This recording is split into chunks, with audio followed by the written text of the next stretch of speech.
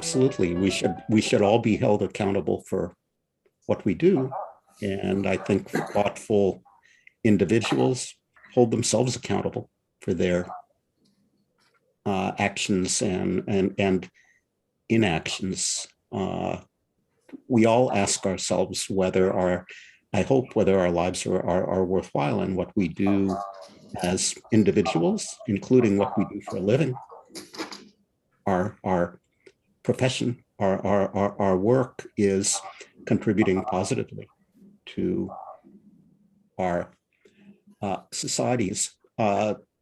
Your question seems to be about external accountability, though not only or not so much about whether we should hold ourselves accountable for our actions. As we tape this in the aftermath of the Jewish high holidays, and one is reminded at Rosh Hashanah to think back on one's actions in the last year. So that's a form of accountability that comes around annually. But in terms of external accountability, yes, I think we should be held accountable, and there are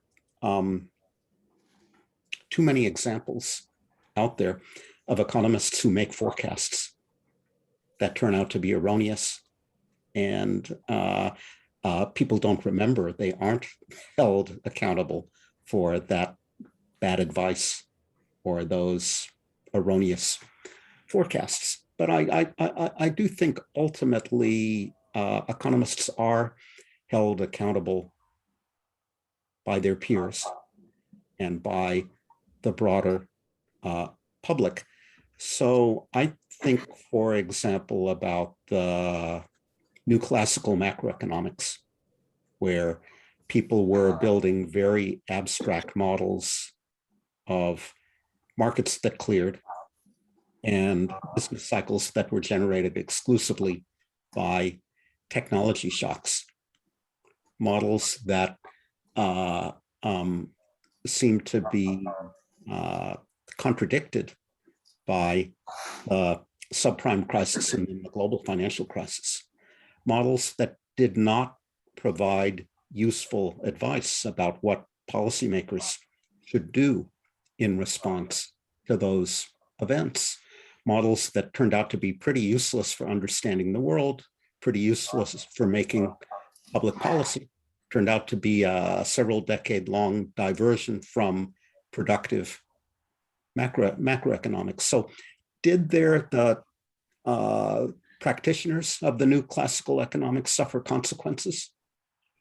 Were they held accountable for this great diversion away from macroeconomics with practical utility?